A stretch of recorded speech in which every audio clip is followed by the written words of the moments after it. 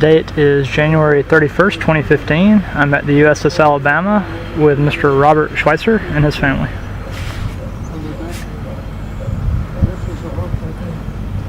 Came and picked us up. This is the hook that picked you up? Yep. I guess I always pictured that more like further Well, back actually, with what you talked about. Actually, off of here, I think it was off of there that they would put a sled, drive a sled, and then you taxied up onto the sled, and then You're down in the water right now. you chased the sled, and it was a rope sled, and then on the bottom of the float there was a hook, and you got up there and then you cut back and it hooked on. Once they hooked you on, they brought you up to where the crane could reach out, and the block would come down, and you had a swing, and you popped the swing, came out of the cowl, and then you put the hook on, and then there were two lines to that. The hook went to a ring on either side, and then you pull it out, and it was a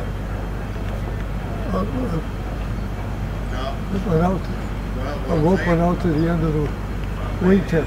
So now they had two ropes So it's stable. to stabilize you, and they brought you in and put you back on the catapult.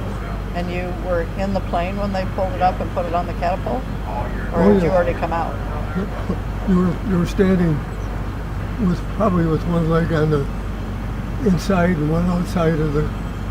Okay. Yeah. So you came up with it. Oh yes. Oh yeah. Oh yes. And the ship is underway, It sure is. and you're turned. You always talk about like landing certain directions It's, to the plane. into the wind. Yeah. So would the ship change course for you to come and land? It would. If the ship was operating all by itself, it would go into the wind, and you would land into the wind, so you're following it into the wind. Yeah. And then you'd taxi over to it. And taxi up to the sled, Okay. and the sled would bring you up. So would you come on from the stern? Yes. So you wouldn't have to come around and come on. Oh no, you landed short. You keep pointing it that way to land though.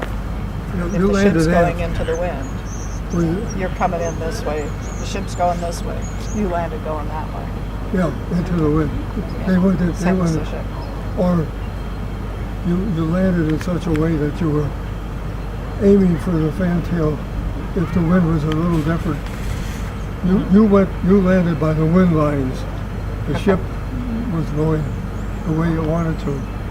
When you landed into the wind line, but you always aim for the fantail so that if you missed, you would be after the ship.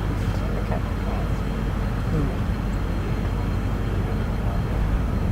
She's in pretty good shape. I've never seen it look this nice.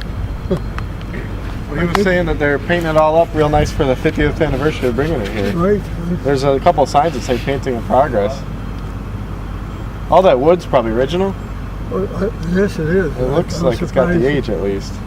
I never saw the bolts in there like I can see them now. The bolts that are holding the teak wood.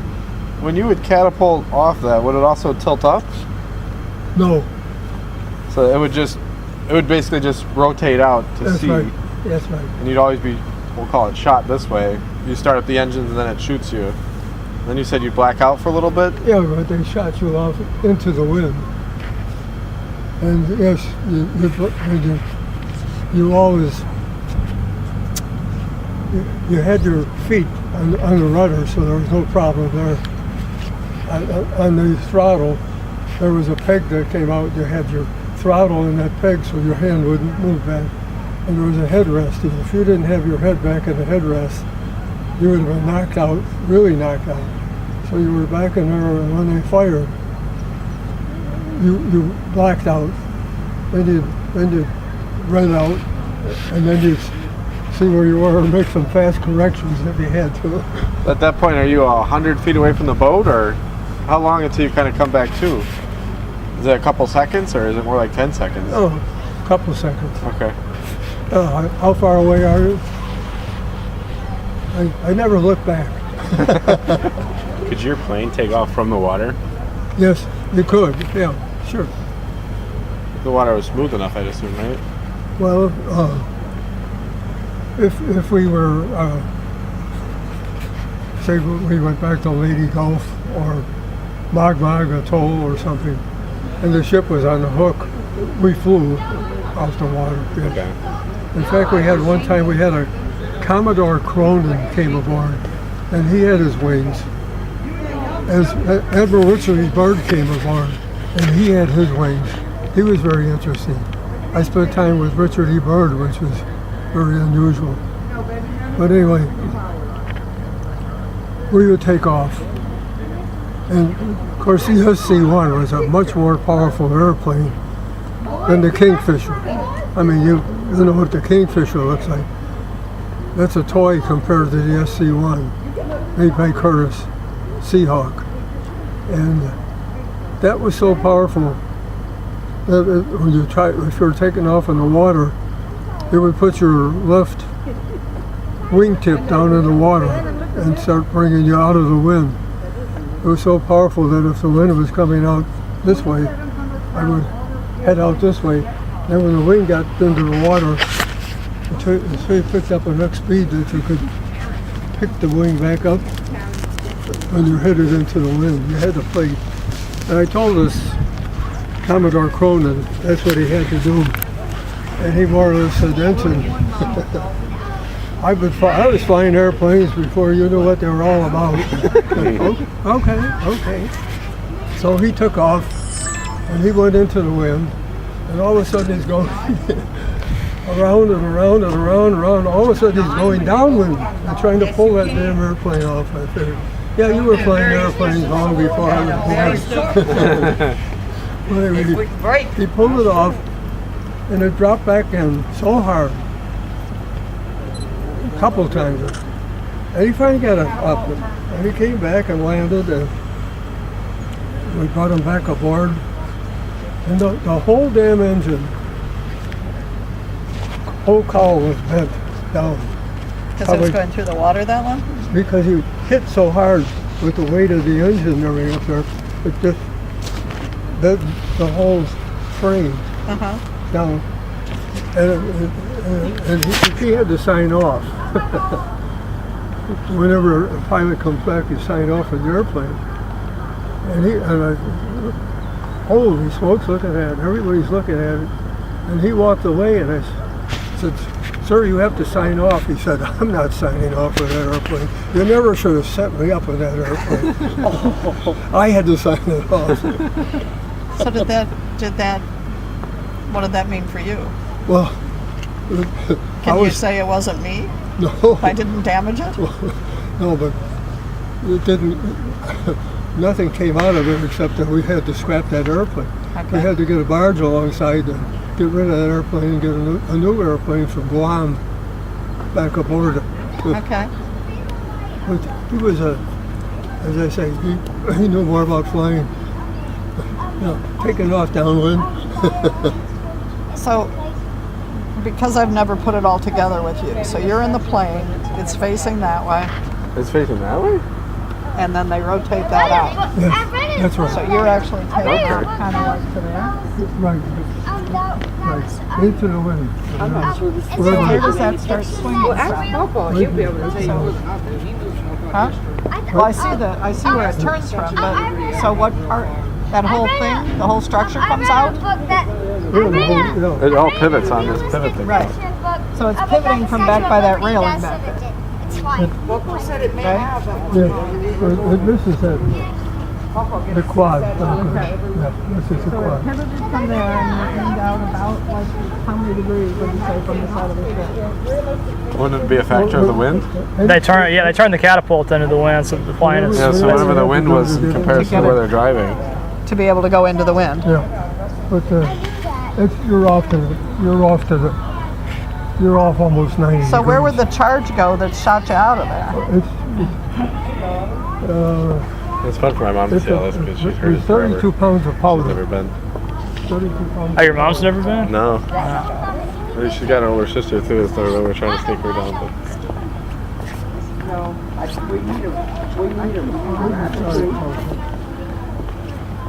I don't think this is original either.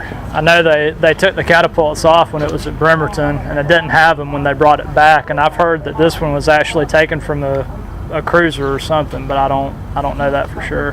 Now, they were all the same because I was shot off of I was on the Amsterdam.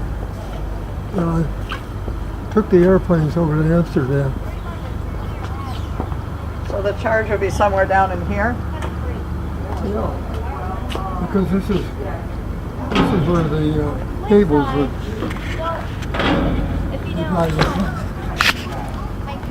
I never saw them put the charge in. I don't think I did. And this is certainly.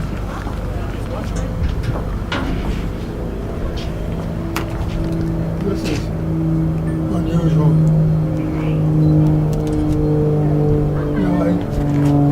Yes. It's something, you're right, there's something different about the way this is, because that's part of it may be wouldn't to- be bolded like that, that's for sure. Part of it, I'm sure, is to keep people off of it on a tour.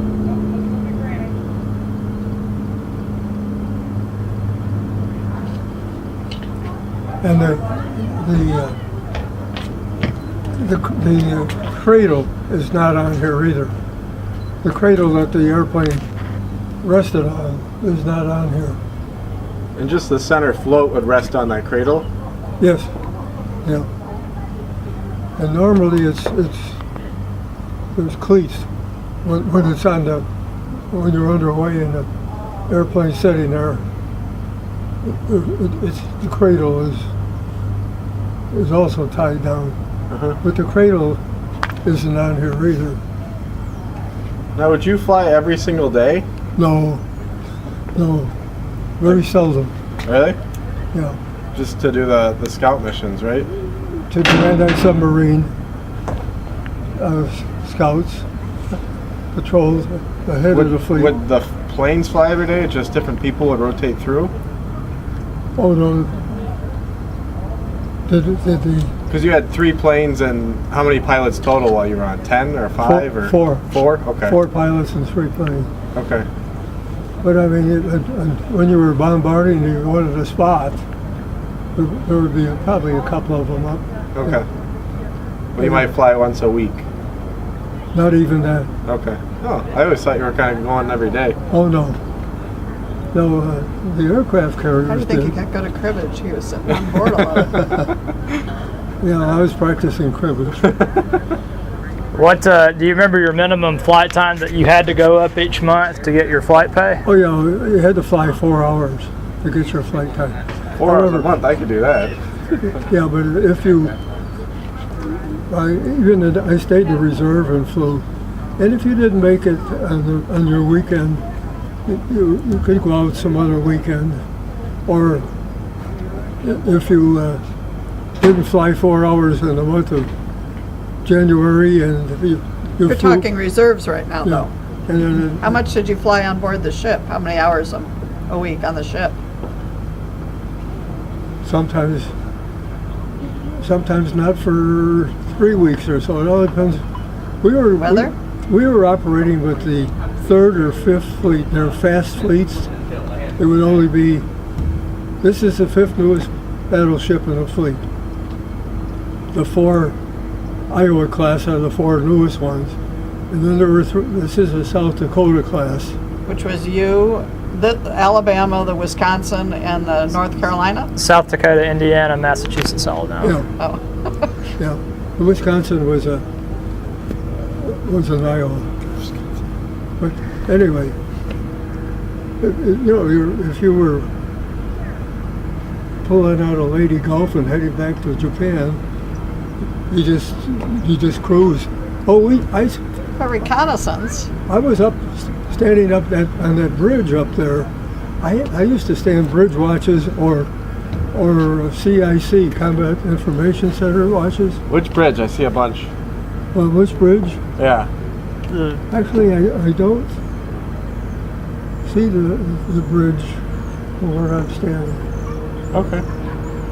The navigation bridge is going to be on the other side, right behind the second turret, and then Okay. you've got a signal bridge that those 5-inch mounts on the side there. The signal bridge is the next level up. Okay. We'll see it as we go back. Okay. We'll probably get up there. But I stood combat watches, and there was a guy from Buffalo by the name of Jack Keenan. There were 7 Buffalo guys aboard that I knew. And Jack. You were the only officer, though? Yes. Okay. Of the 7. Yeah. And this Jack Keenan. Well, his family had the big house up at Birdie Bay. Okay. As you're going on the back road, Uh-huh. and you're going out of Birdie Bay, the big house on the right was the Keenan house. Where the pool was? Huh? Where the pool was? I think there's a pool there.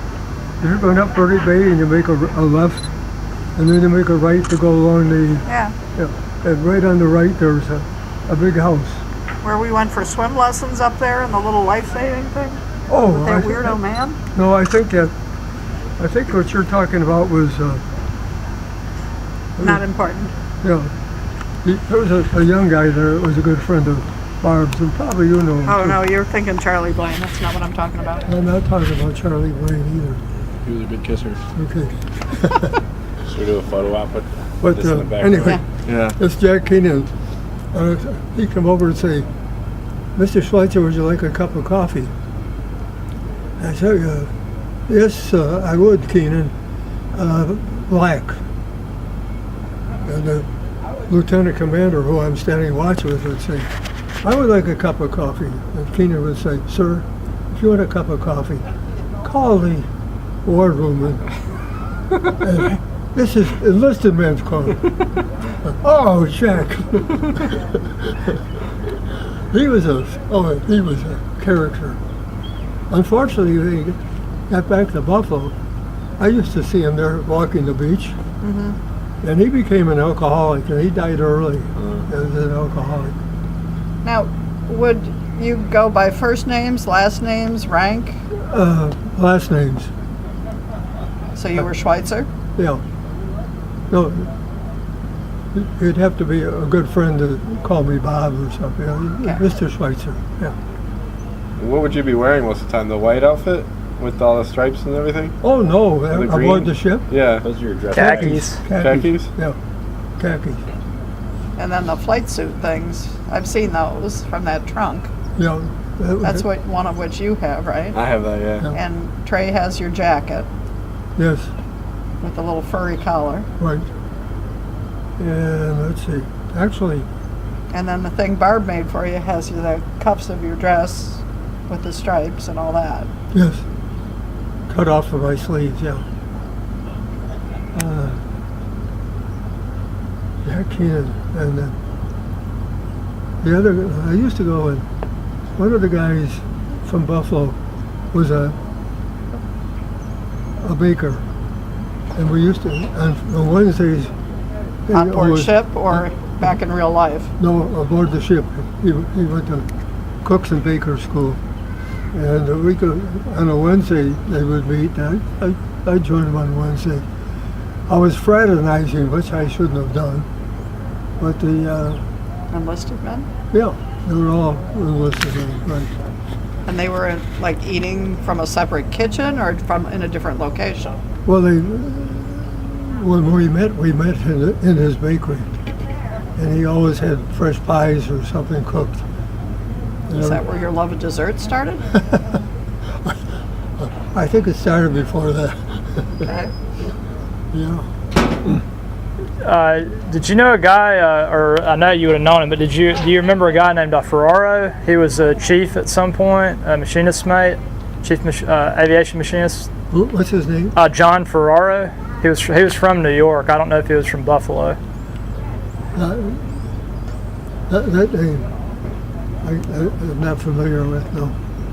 In fact, I can't even tell you the name of our chief, but we had a chief aviation specialist. And then we had the B division head, it was the smallest division on the ship. What was there, about 20 guys in it that maintained the airplanes and so forth.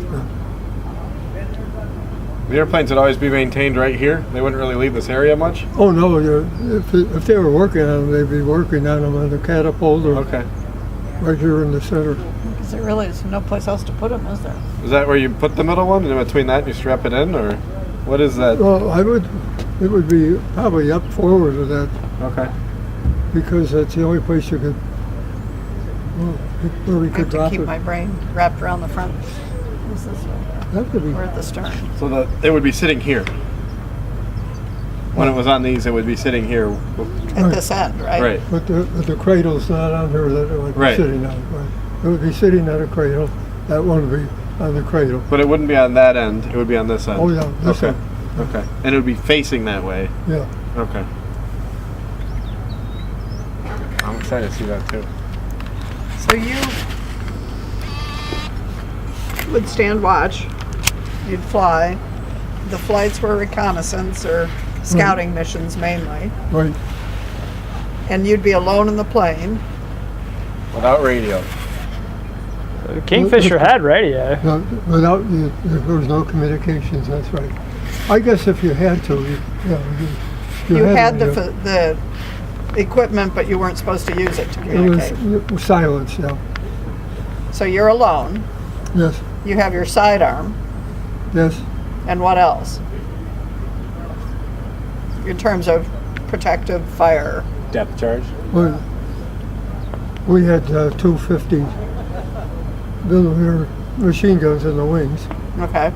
That's what you practice on turtles on?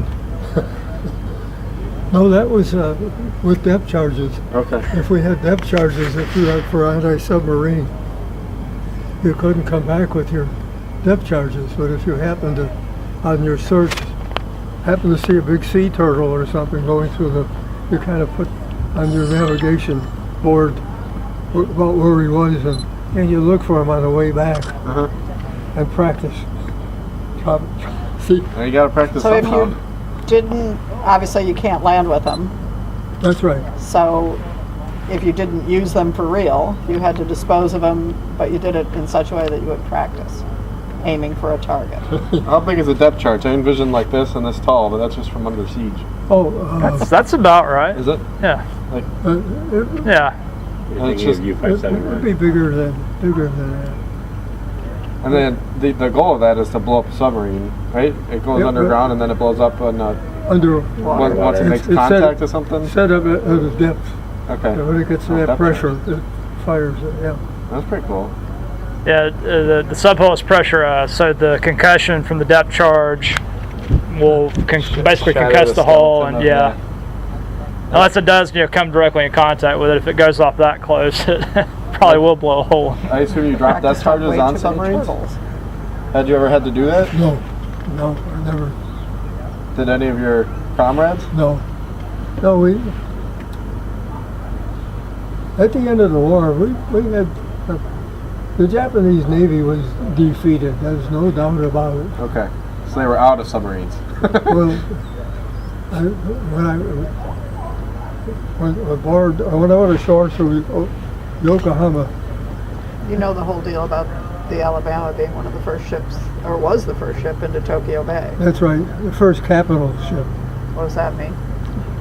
Big ship. Okay. Something bigger than a destroyer. Okay.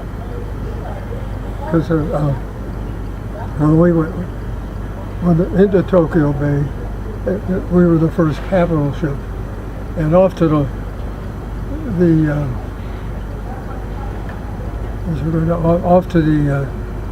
port side, there were cliffs, and there was all kinds of artillery pieces in the cliffs. So all our 5-inchers were pointing there, all the 40s and 20s were pointing that way, in case anybody did fire to return fire. We went in and dropped a hook, and we became fleet guide. Even when the Missouri came in, it took its position off us, right next to us. So we saw the signing of the peace because they were just one anchorage over from us. So we saw the signing of the peace. Away from the cliffs with the artillery? Oh, we were in the bay by that time. We went through the channel into Tokyo Bay, and it was filled with American ships. Yeah. Well, when we went ashore through the Yokohama Naval Base, they had miniature subs. They had all kinds of miniature subs that they didn't get the chance to use. Like, what would be a miniature sub? That thing, or I've seen some pretty long Oh, subs. that's a sub. That's It's a small. full size. It's a small two-man Okay. Oh, operation. little. Okay. Yeah, they were small, but like they tried to get through the nets and so forth to get into Pearl Harbor. I know I think the one did get through, but another one was caught in the nets and so forth. But yeah, they were trying to use those. Plus, they had big submarines. So tell Matt and Chris your stories about going ashore and how they treated you. Well, the first day we went ashore, officers who You would have were- changed to your uniform for that, right? The whites? No, You were still in your khakis? in the khakis, wearing a sidearm. We had our 38s in work khakis, and we went into Yokohama, and the model, there was a big battleship. Their biggest battleship was tied up there because it was damaged and so forth, and they didn't have a chance to ever get it out to sea again. But as we left the naval base, there was a Japanese officer in full dress with a sword, and he saluted you as you went out. You mean at the end of your gangplank? No, as we were leaving the Yokohama The base. he saluted us, and we were told, "You're victors, you don't return a salute." So he saluted every officer, and nobody ever returned a salute to him because we were victorious. Did any enlisted men leave the ship? At that particular day, no, Just officers? not for quite a while. Actually, we had a Marine platoon, I guess you'd say, aboard the ship. They took care of the brigs and many jobs. They went ashore that day, and and those officers who wanted to, who were off duty that day, could go ashore, and there were 5 of us that were good buddies, and we went ashore with them that day. And we got into town. There was nobody moving. There was not a person around except one family was coming down the street, and the father had a rack on his back with all the family possessions. The mother behind him with a rack with family possessions. The older kids with a rack, and then the younger kids were being carried on the backs of some of the older kids, walking silently down the street, and they didn't look right or left. They just didn't know how to receive you, and they just kept on their way.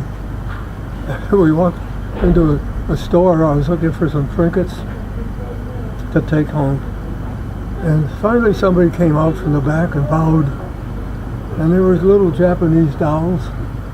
You never saw those. I think they were lost in my mother's house had a fire, and I think they were lost in that.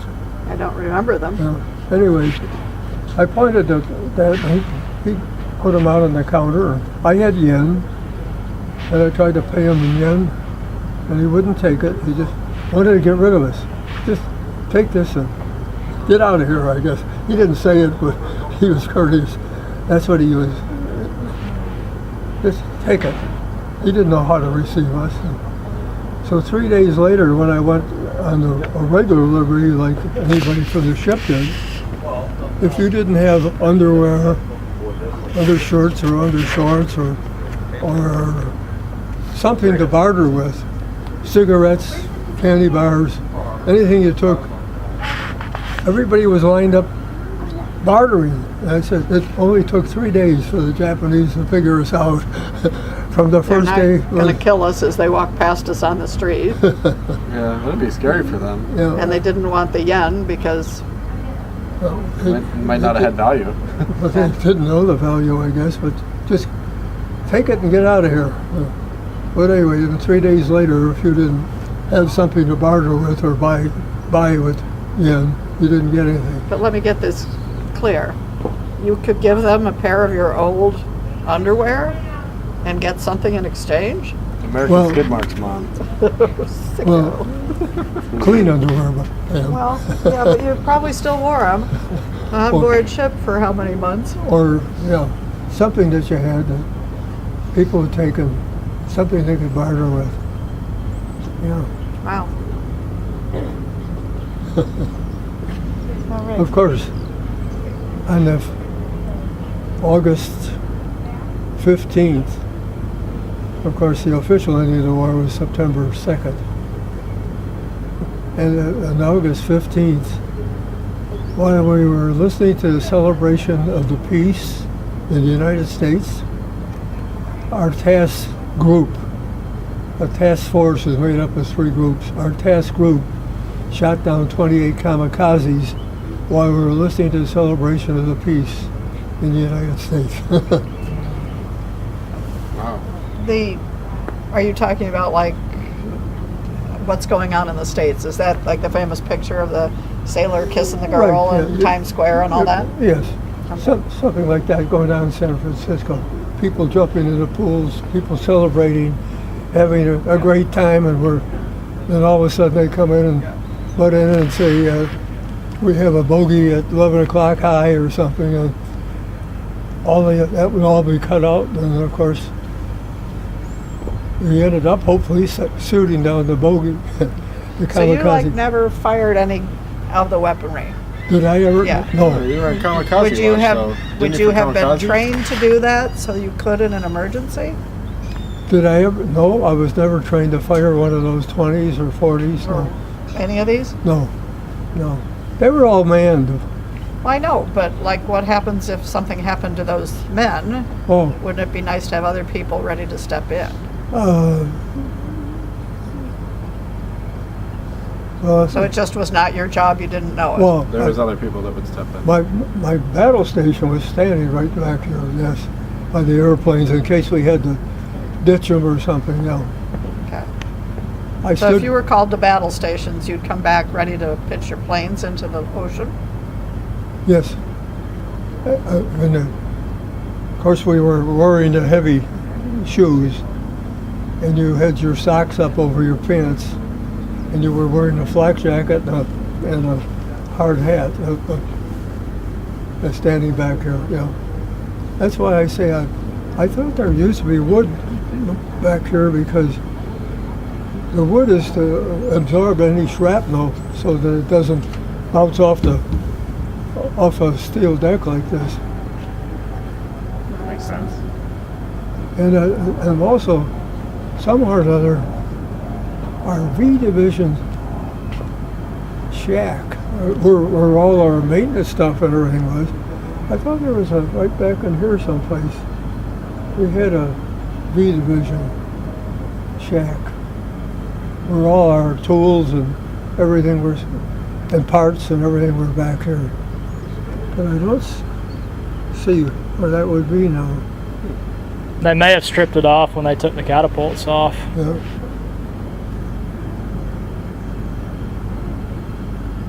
Shall we wander around? Yeah. Sure. Yeah, I want to get a picture of the two of you and Paul. If you guys want a picture of all 4 of you, just let me know. I'll be I'd happy love to. that too, but I want one. I'm going to get one of the 3 of them together first. Oh, whoops, over here with Yeah. No. how I got aboard the Alabama. I don't know that one just from starting it, but I might know it when you get going. Well, we used to flying out of Pearl Harbor off of Fort Island with our seaplanes. We would spot for incoming capital ships, destroyers and so forth. There was an island, a small Hawaiian island, rocky island, and there were some Marines on there spotting also, giving spotting instruction. Well, we would spot for the ships that came in and give them corrections of targets and so forth. And we had done that on a Sunday. There were three of us. One guy was Miller. His father was a general for Patton. His father was a big Army general, but he was in the Naval Air Corps with us. After the three of us got finished spotting, he was the lead pilot, so we joined up on him. I'll be damned, on the way back, he buzzed the golf course. And who was playing golf that day but the skipper of the squadron? Not the skipper of the squadron, skipper of the base of Fort Island. And he was very excited about this deal. Probably ruined his golf shot or something. But anyway, the skipper of the base, when he got back, he said, "Hey, you guys are in trouble." It was that damn golf course. And Captain Patterson, I think it was, he wants you guys in his office Monday morning, 8 o'clock. He said, he's going to give you hell. And he said, "I'll tell you what I'm going to do." He said, "Schweizer, you're going to go to the Alabama. Miller, you're going to go to Idaho. And Nick, Arizona, you're going to go to some other ship. And I'm going to go there Monday morning." and say, "Sir, I'm sorry, but all three of those pilots were assigned to ships, and they're leaving. And therefore, I thought it was more important that they're aboard the ships." And the whole thing disappeared. But I was aboard the Alabama. And I was really the fifth pilot, because they had 4 pilots aboard, and they had just come from Bremerton, where they had some new radar put on. We had very good radar, the best, the latest, because it just came from Bremerton, Washington. And shortly thereafter, what was his name? He was a senior aviator at the time. Evans. He was a senior aviator. And the next chance they got, Evans was discharged from the ship to head back to the States, because he'd been aboard for quite a while. And that's how I got aboard the Alabama. I do remember that story once you started telling it. So when you came back at the end of the war, you went back to Bremerton, where you got off the ship? We came back for Navy Day of 45. That's October 27th. I think October 27th is Navy Day. And we came back, and the ship came back to San Francisco. And we were at... Yeah, there is an arrow going to San Francisco. And we tied up in the pier. But the 3 airplanes were catapulted off before we got there. Once we got within flying distance of the 3 senior pilots, boom, boom, boom, and ended up at Alameda Naval Air Station. I came with the ship to San Francisco, and I got off the ship and went to Alameda. And from Alameda, I got orders to go to the 12th Naval District, that's New York City. An officer has to be discharged from the same naval district as he enlisted in. So that's when I met Jack Marlette, Rosemary, and that group in New York at that time. Maybe you played piano? Yeah. That goes back. Okay, so turn around and show me where you went. Where would be. So you got on in Hawaii. So you didn't do these first bunch of stars. You did these? Well, we spent our time, I would say, this one here, in Okinawa. And we were down to Lady, and then we worked our way up to close to Japan. And then we left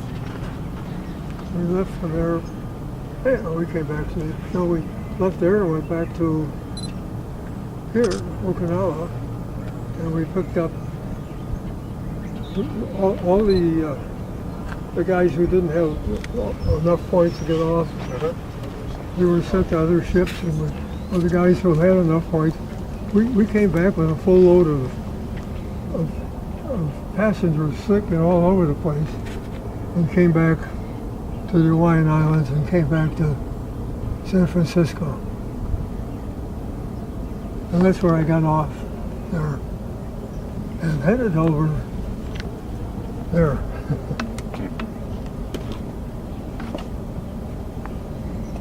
And it was basically Okinawa lady and working our way up. We would be bombarding, we would be lobbing in shells there. But because we were the 3rd or 5th fleet, the fast fleet, we didn't stay off of Okinawa like they did, like the 7th fleet with the older battleships. They'd stay off of someplace like Okinawa and fire in for days. So you kept moving more. We kept moving. We kept going after, hopefully, find some of the fleet, but I was never involved in a naval battle between ships.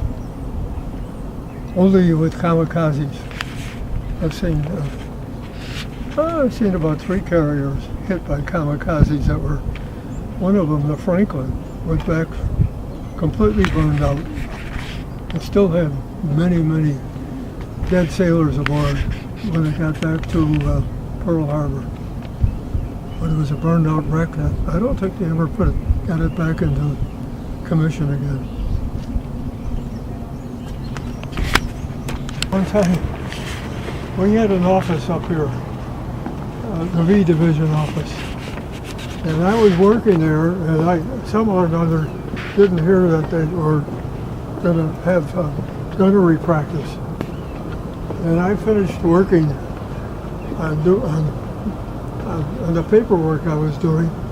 I came out a hatch like this, and just as they fired those things, it dropped me to my knees, boom, right down.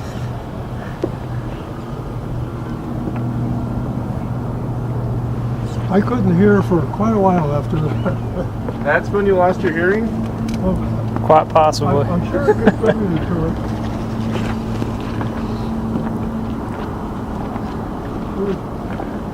Probably one of these hatches right about here.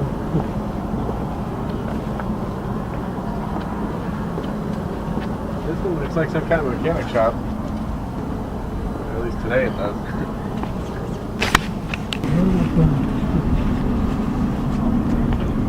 So where did you stand guard? I see there's the bridge. Right, but where did you stand guard when you said you were on lookout? Oh, Was it up this way? when I lookout? Yeah, you said you were on lookout duties sometimes. I was on bridge duty. I mean, I could keep this battleship in disposition on a zigzag pattern. I would know the time and element and the course and everything. And the whole fleet is moving the same way. And so you'd say at 12 o'clock, new course, 360 degrees, execute. And then at that time is when they would execute it. But I used to stay on there.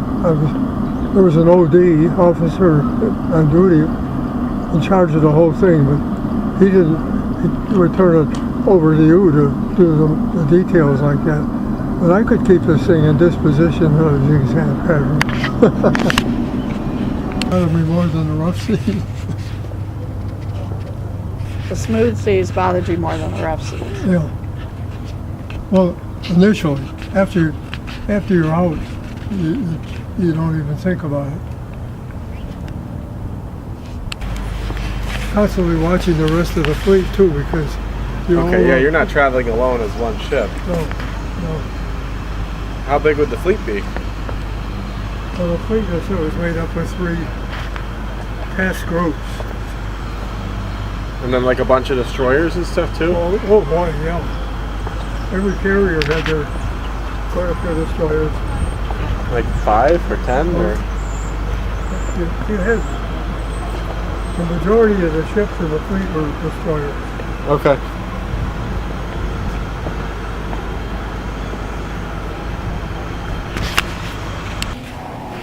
Well, that's a powder can. Well, that's okay. Oh, that's a seat. What are you talking about? Well, that's what they took in for the powder. Or that's what they maybe carried until they put it into the weapon. What, let's see, you would have had the World War II Victory Medal, the Asiatic Campaign Medal with how many battle stars? 2. 2?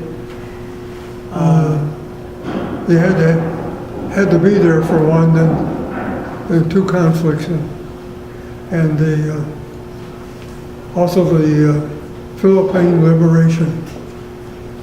Let's see. You're Atlantic. You were trained in the Atlantic, right? Don't you have some Atlantic medal? Atlantic, yeah, Atlantic. Aboard the Epsicon, which was in the Atlantic, and that was just a short cruise for our first catapult and recovery shots out of Fort Lauderdale. What was that ship called? Epsicon. A-B-S-E-C-O-N. It was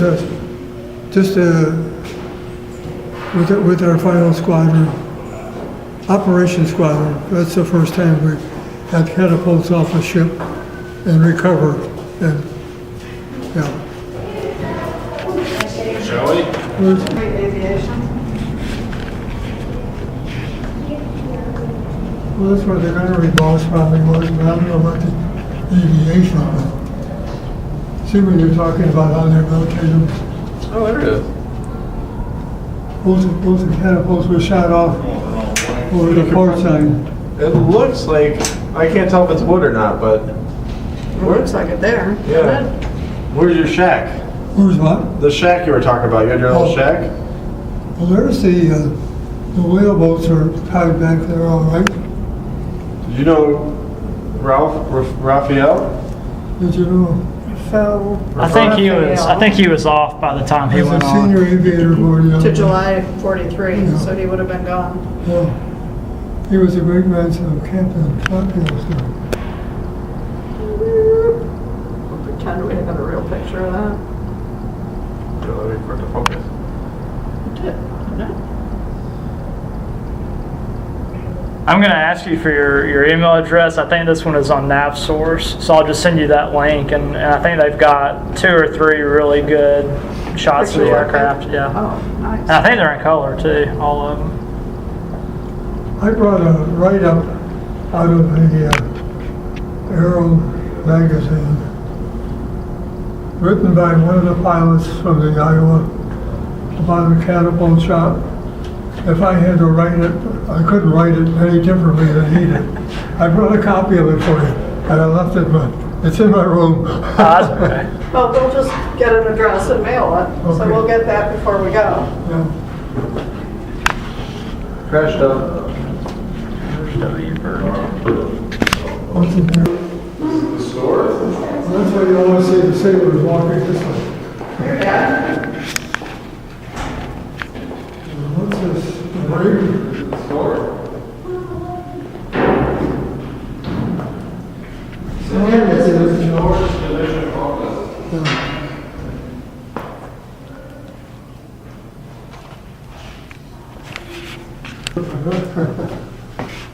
They show movies here? They put beds everywhere. They would, depending on where they were, if they were able to go outside, they would show movies on the fantail. They would put up a screen, and then if they were, in a place where they couldn't do that, they would watch them, I think, in the galley area. That was go first. You almost got it? There you go. There's another hatch right behind it.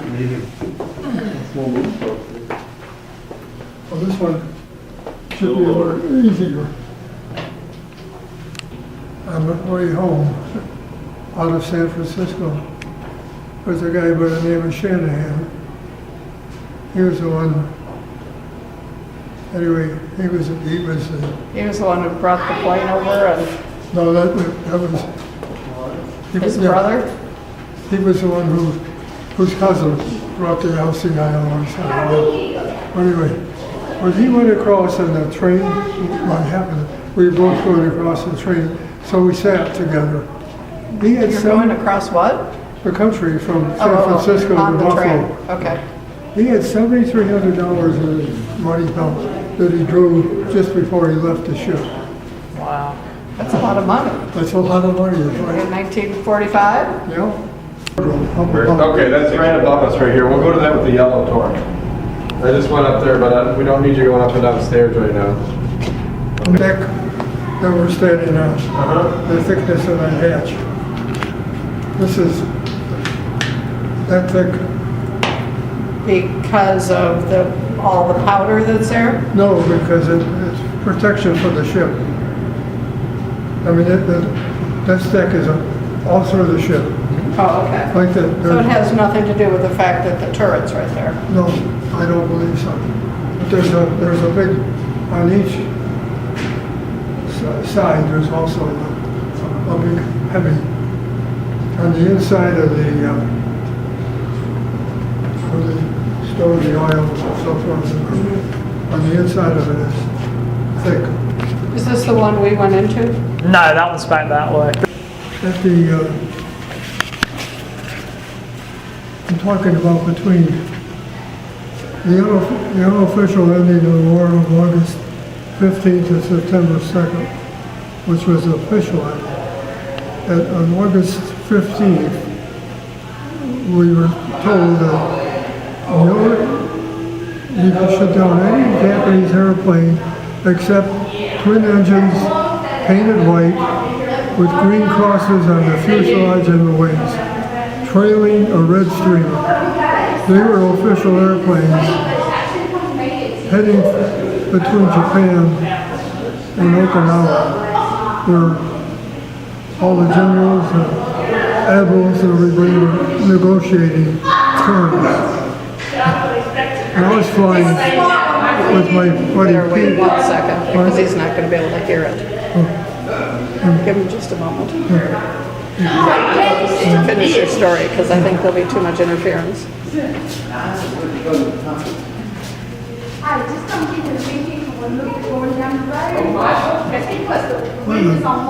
girls in that family tend to be heavy. Yes, you don't need to make those comments. Anyway, I was flying with my buddy P.L. Horn, and I saw one of those airplanes, and he had a K9 camera. And I thought, boy, that would be an interesting shot if I was flying wing on that. So I went over and I made some kind of, probably, I never thought about it, it was probably a number 3 gunnery run or something. And I was flying wing on this damn official airplane, and he was trying to take a picture, and he couldn't because PJ was.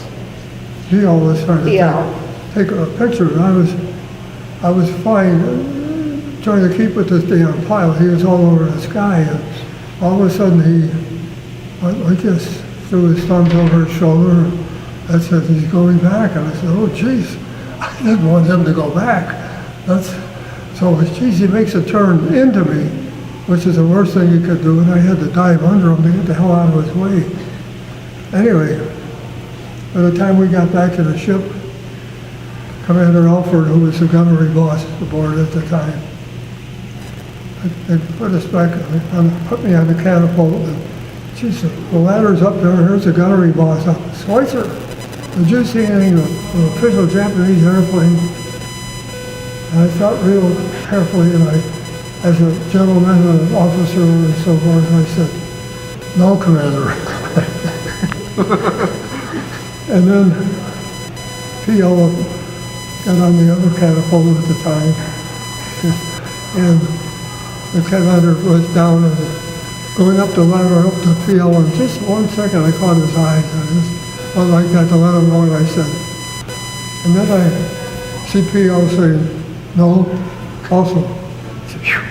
Then the commander reaches in and grabs his canine camera. Then I had to start sweating again because if he ever had a picture now, we would have both been court-martialed and hung someplace probably. But what we did is turn back an official party that was going to negotiate with MacArthur and Nimitz and all the big damn generals. There was all hell to pay. But fortunately, there were about 8 SC-1s up at the time, and nobody saw them. So the Japanese must have made up that excuse to go back. That's where I used to stand watches with Keenan. CIC. That looks more like the navigator.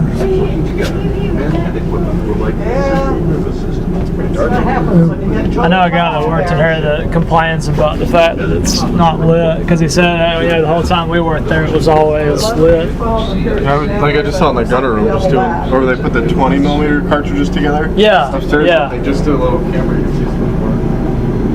It's gonna bring like an actual flashlight. Had my tonsils out and I just dropped into one of these bunks in the 6 bay. How many days off did you have after that?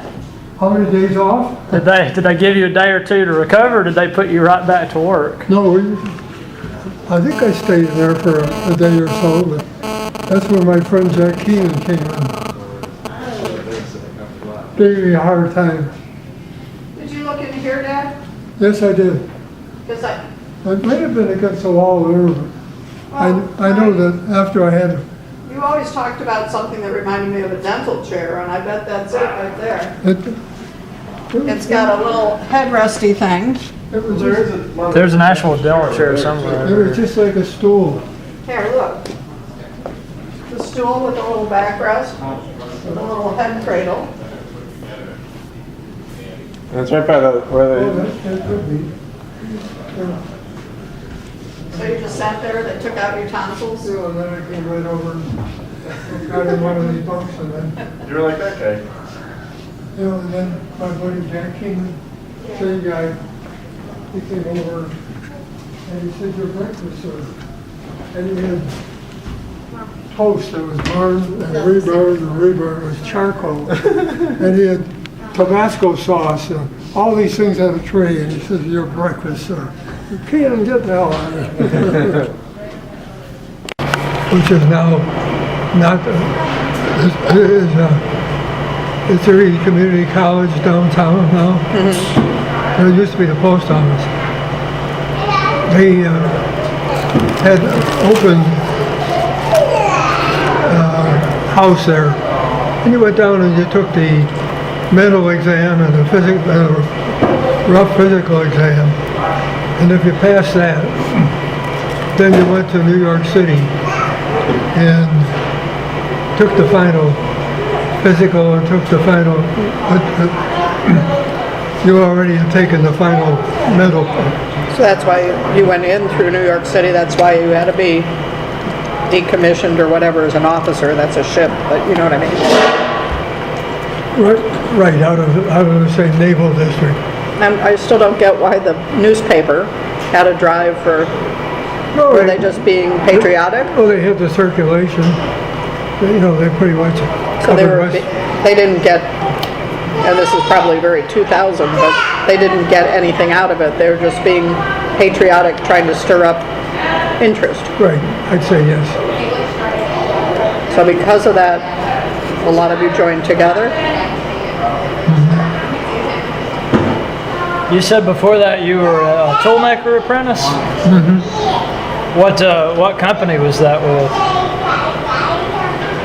That was Curtis Wright. Curtis Wright. We were making,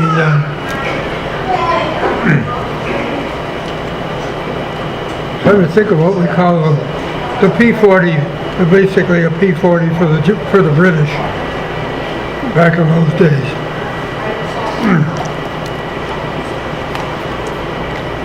Kitty Hawks. Yeah, we were making Kitty Hawks for the British, which is one of the first versions of the P-40. Which the Army Air Corps used during the beginning of the war. And you said that you told your supervisor or whoever that you were going to join? No. And he said only if he heard from your father? Well, that was after I joined. But you remember the name Bruce Myers at all? Probably not. Well, he was the one who said he wanted to go down and take the exam. He wanted to be a Navy pilot. And I said, I want to be a Navy pilot because I used to ride my bike out to the airport a lot. And I wasn't so Where it is now? Yeah, From where you live?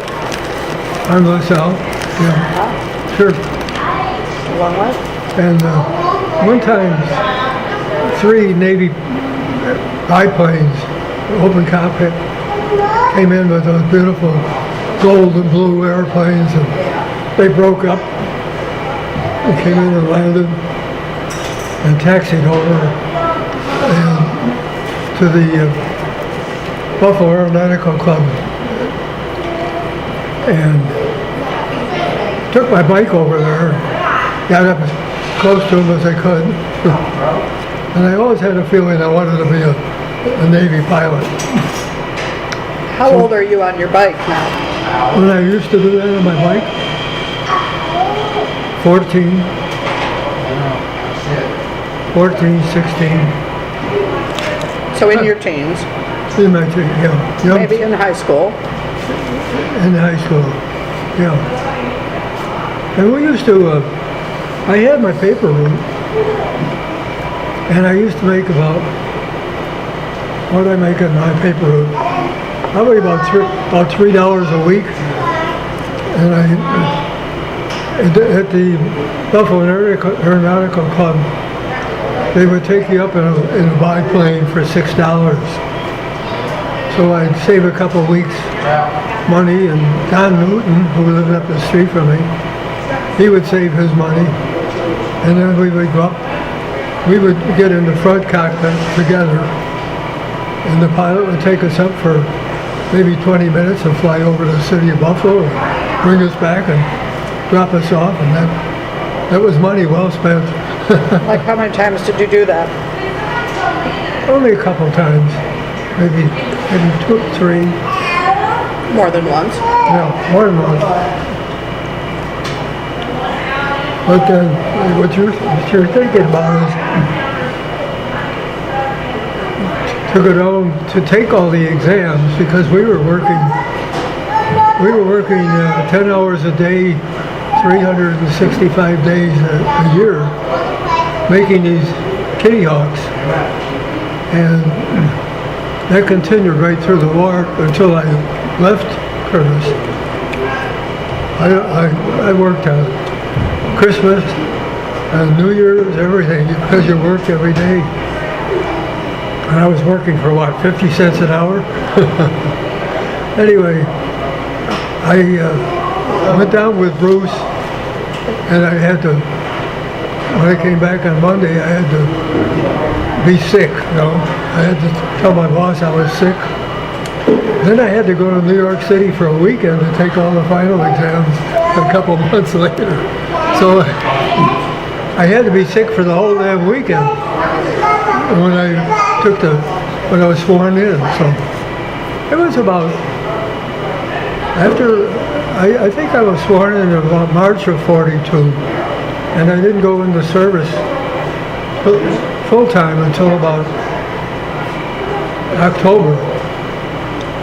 And one day this Carl Volker said, I don't understand, Bob, nobody's ever asked for a deferment for you. And of course, you're important to the war effort. Therefore, you have to be deferred. And then I had to admit to him that, Carl, the reason nobody's asked for a deferment to me is I'm already in the service. Even up through the ceiling, he said, the hell you are, you're going to be deferred. And that's when he finally said that Uncle Bill Raymond, my mother's brother. And Carl went through the apprentice system at Curtis Wright a long time ago, because he was the superintendent of the Curtis Wright at the airport. And my Uncle Bill was over on Kenmore Avenue as superintendent over there. They went up fishing together and so forth. They were good buddies. And he finally said, if your father tells your Uncle Bill that he's in agreement that you should go in, then I won't fight it. And because my brother Ray, he was accepted into the Air Corps, and they wouldn't let him go from Spalding Flavor because he was a carbide tool specialist. So he was deferred, and he didn't go into service. Ever? Oh, he did, because that was one of the things that after a certain point in the war, they probably had ladies who did carbide tool grinding pretty well. But anyway, he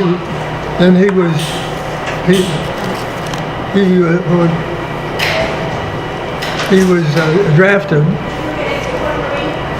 after they canceled his deferment, and he got back into the Army Air Corps.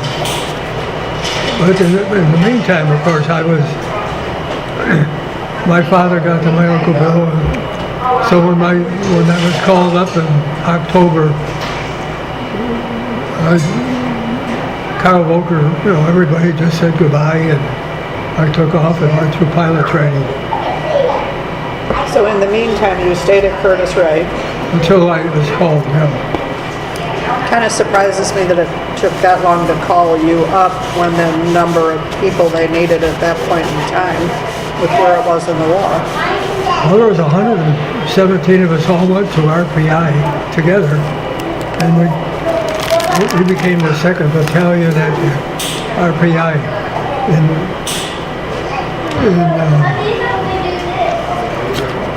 Isn't it Rensselaer, New York? It's Rensselaer Polytechnic, yeah. Troy, New York.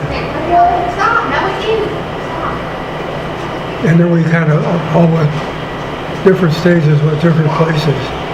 But there was quite a few of us, like Freddie Scout and Al Longfellow. A lot of those guys, we still used to have our reunions, yes.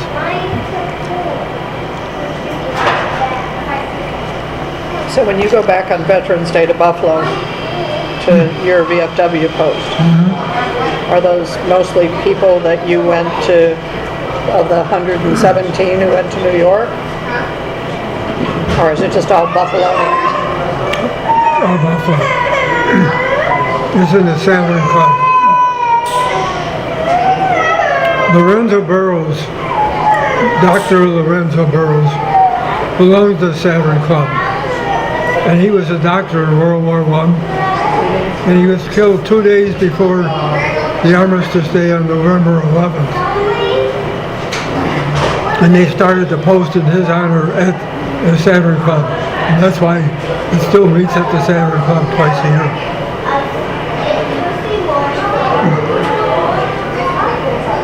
But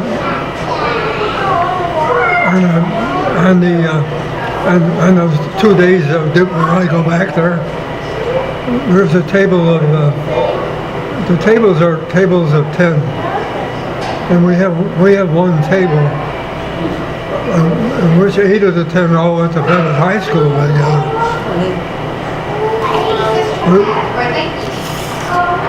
I can't think of. Yeah, there are every so often, like there was a couple guys that were part of that V5 program that used to show up anyhow. I know the one guy I went to University of Buffalo Engineering School with. He died. So they're getting pretty scarce. As even when I first started going to that American Legion post, we probably had about close to 200 guys that would go to luncheon twice a year. World War II guys. World War II, all Buffalo, downtown Buffalo people.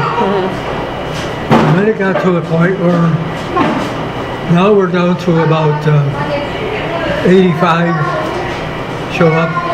But now we have people from Vietnam, and we have people from How many of them are 85 World War II that show up still? just 85 people. And some of those now are, well, we even have about 3 ladies that were in service in. Well, I would think you'd start taking in people with the Persian Gulf and Iraq and all these other Vietnam. Well, I don't know of anybody from, well, indirectly, I guess there are, because Canisius College has an ROTC program. So a lot of the instructors for ROTC would be of the recent war veterans. But that's their full-time job, teaching at ROTC. And they show up, you know. But it's getting to be a different group. But World War II, do you know what the number is out of the people who were there? I mean, can you guess? I'd say 75% of them. Or World War II out of the 80, 90 people? Yeah. So it would make 63 or 65. It's still the majority of World War II. Well, even some of the Bennett guys that show up, they were freshmen when I was a senior. A couple of the guys were in my high school fraternity, and they were freshmen when I was. Rick Galvin, Carolyn and Rick Galvin, they were up at the beach, up at the far end of what harbor? What's the beach between Bernie and Crystal? Waverly? No, that's the other way. Thunder Bay? Thunder. Yeah, they were at the Crystal Beach end of Thunder Bay, the Galvins. But he was a member of the canoe club.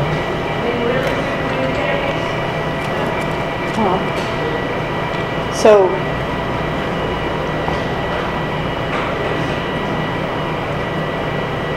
of the group that you went with,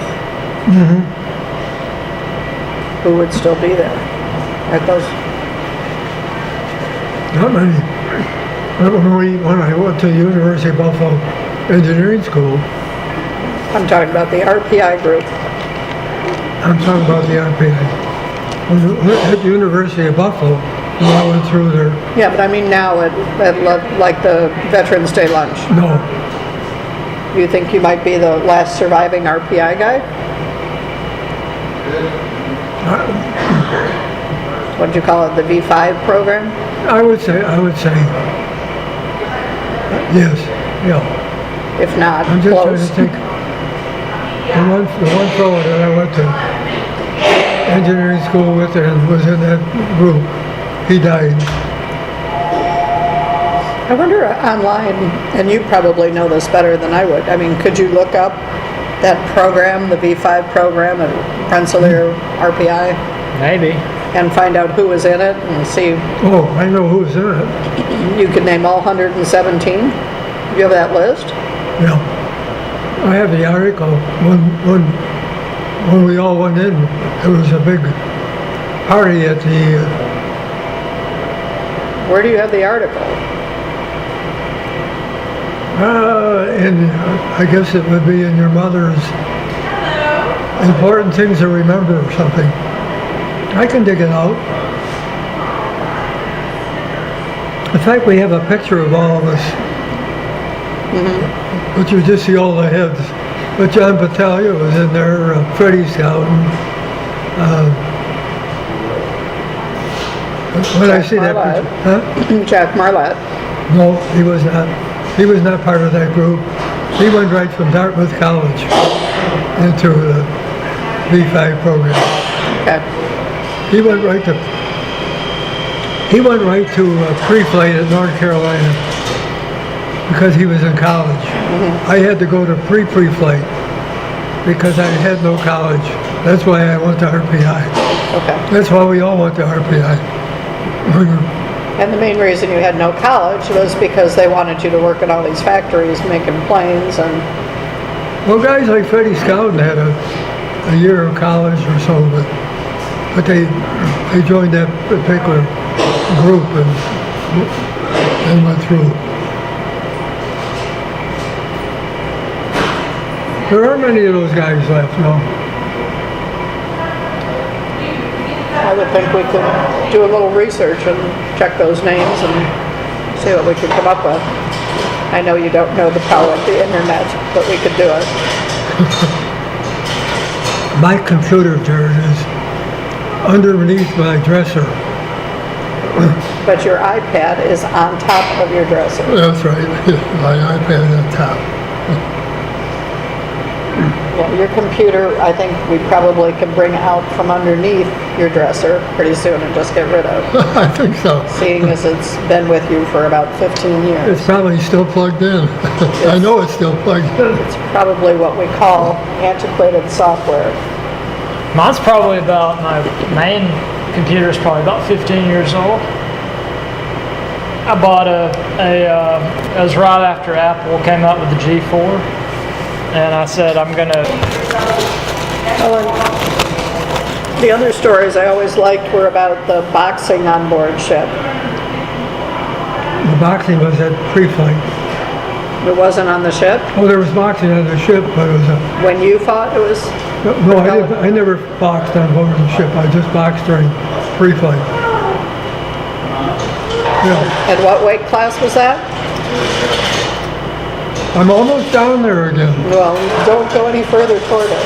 142 pounds. And at that point you were what, 6'2"? 6'1" and a half. I was a skinny rail. And his opponents tend to had a little shorter arms than he did. Yeah. And I took a beating all week long, though, because we lined up by size. And Lenny Ishmat was our... Who? Lenny Ishmat. Ishmat? Ishmat. E-S-H, I got M-O-N-T. He played with the New York Giants football team before he went in service. That's who you sparred with? No, he was the instructor. Oh, good, because talk about taking He was the beating. instructor. And I was every Friday afternoon between platoons, we had boxing matches. And I never lost a match because I took a beating all week long when you lined up by size. All these guys weighed 185 pounds or so. Probably more. And same height as I was. Took a beating all week long because if you had slacked, this Ishmat was on your back in a hurry, so nobody ever slacked. You boxed. Was it part of training or was it recreational? It was part of training. Okay. And then I never lost a match. And there was one Friday afternoon I was fighting a guy. I was boxing. And I was boxing, but he was clinching. He didn't, I was hitting him, I was punching, I was jabbing him in the right, I was giving him the left jab and a right hook. And I was really giving him a beating, and so all he did is, in the ring was with me, he would run up and clinch. And I would shove him away, but we always wore the headgear, so he didn't damage our eyes or anything. And You want to hear what you're hearing before they fire the big guns off right next to you. And then in pushing him away, I would pop this mask off, and the referee, and another fellow officer of Ishmat's, and all these guys were professional sports people in pre-flight as officers, and all of a sudden this happened enough that the referee stopped the fight and disqualified me. And without, you know, and this Ishmael is watching this match because I'm undefeated. He wants his undefeated boxer to stay undefeated. And he saw this thing, and he comes over the ropes, and I thought we were going to really have a fight between Ishmael and this other referee. And he never reversed the decision, so I never lost the fight. I was disqualified in one fight, and he never would change that. And I thought Ishmael would kill this guy. You see, I've kind of always, in my brain, had you boxing on board the ship. No, we had. But there was boxing on the ship, Oh wasn't yes, there? most of it was enlisted men, and we had blacks aboard the ship, but they were all stewards in the wardroom. We had no black sailors, so per se. Because they just didn't exist at No. that point? They were segregated. They- They weren't allowed to strike for anything other than. But it was all right that they worked in the wardroom. Okay. and Or else they steward. were in their own special platoons and things other places. Yeah, and of course they were all great boxers. And we had one guy, his name was Peyton. What was his name? Well, he was a good boxer. I would go back and watch these guys box. You And, were a rabble rouser, weren't you? well, that's all right. There's nothing saying I couldn't go back and watch a boxing match. And anyway, it's not Peyton. It's here, unusual name anyhow. And he was a pretty good boxer. But boy, this guy was really beating him. And after the fight was over, I was kidding him. I said, "Boy, oh boy, that was quite a match that you were in there." I said, "Quite a slug match." I didn't say you were defeated or beat. And he said, he said, "I thought there was one more round and I was going to beat the shit out of him." Counting those rounds, kind of a key. Yeah. Because, you have to know them in the wardroom.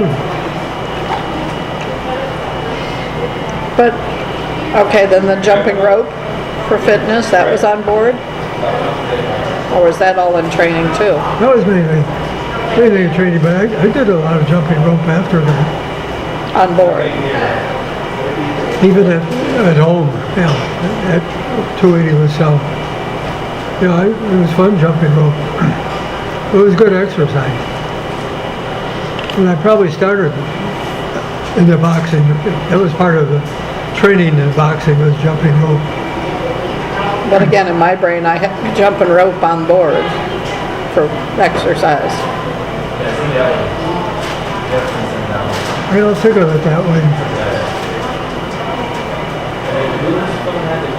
So I guess everything you did in the Navy, I think, is on board the ship, and it wasn't really that way at all. It was rather spread out. There's quite a period of time in going through the V5 program. As I say, starting in about October. I didn't graduate